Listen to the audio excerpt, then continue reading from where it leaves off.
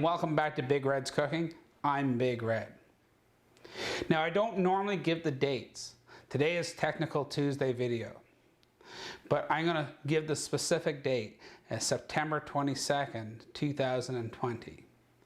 And the reason why I'm bringing that up is because right now, globally, we are in the midst of the COVID crisis. Now, I have no idea how long this video is going to be around for, and it could be, and my hope, that people will still be watching my videos years from now. So I thought it was important to give the date so that some of the information I'm going to pass along, people will understand why it's relevant and why I'm including it. So as I mentioned, we are in the midst of this global COVID pandemic. You know, we are being asked to do a lot of different things in terms of helping to prevent the spread of this disease. We're still learning lots about it. But one thing that hasn't changed, and one thing that has been said right from the beginning, is that good hand washing is a really important step in preventing the passing of COVID. Now the thing is, and maybe it's just on top of my mind because I've got new students now and we're getting ready to move into the kitchen within a few weeks.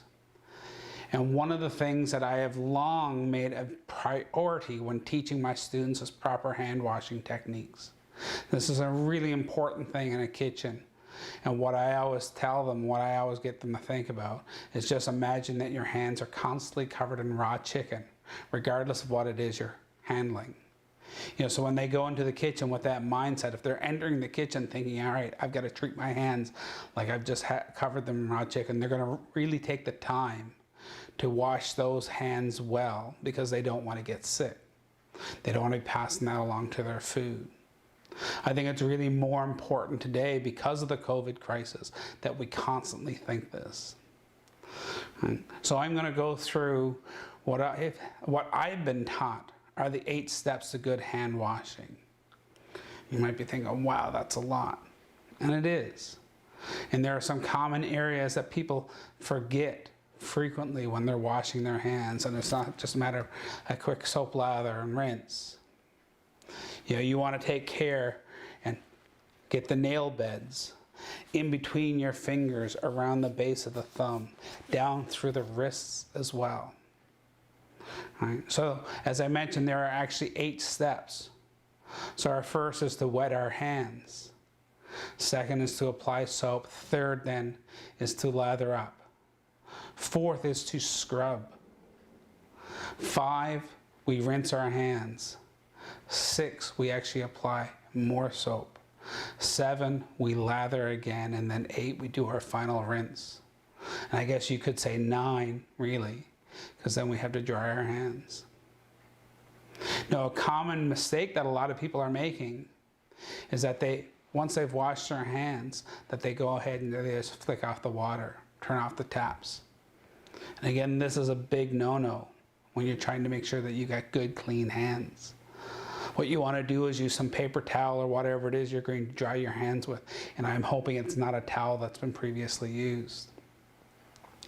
You know, when you go to touch that tap to turn that water off, you have now recontaminated your hands, particularly if it's in a public wash or in a public setting somewhere.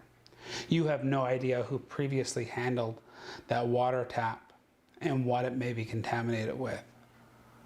Right? So the safe thing is to use your paper towel and turn the water off. Let it flow a little bit longer, that's okay.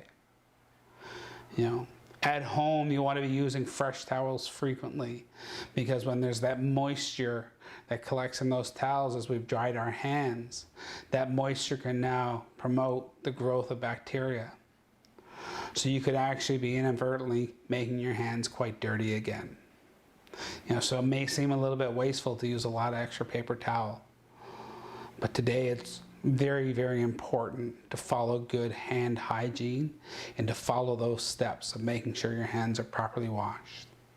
So why don't we shift over to the sink, and I'll actually demonstrate good hand washing technique as I've been taught. So we're over here at our sink. First thing we're going to do is we're going to turn on our water. And we're going to get nice warm water. Now we don't want water that's too hot, because that can actually promote cracking of the skin, remove too much oils. We definitely don't want cold water because it's just not as good. So we want a nice sort of just warm water.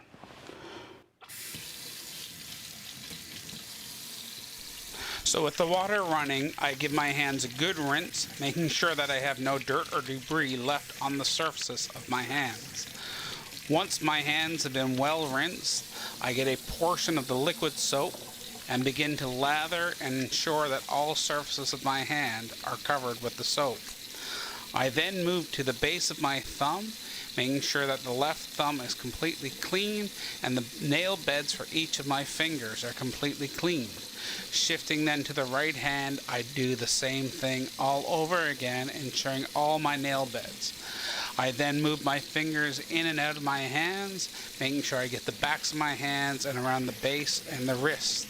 I rinse underwater and take a second portion of soap and repeat the same thing, making sure. You'll notice I adjusted the temperature, but I use the back of my hands to reduce the risk of recontaminating them. Once lathered a second time, I rinse well under the warm water, taking paper towel to dry my hands. And once the hands are well dried, I then use that same paper towel to turn off my tap so that I do not recontaminate my hands, and move the paper towel into the compost bin. So you can see there really isn't too much to good hand washing techniques. And there's probably just a couple of little things that some of you may need to add in. You know, making sure you use your paper towel or other disposable towel to turn off your tap. You know, making sure you really get it at the base of those nails, around that thumb, around that wrist. You know, so some simple techniques like that, it doesn't have to take long, can really go a long way in ensuring that you've got good, clean hands.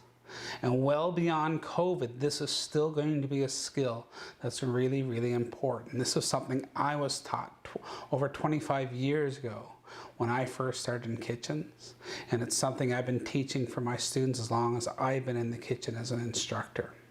So I hope this has helped. As always, if you have found this to be a valuable video, I'm going to ask you to go ahead and like.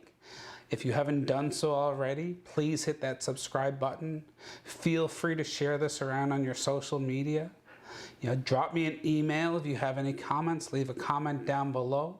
I love hearing from people. I hope this helps.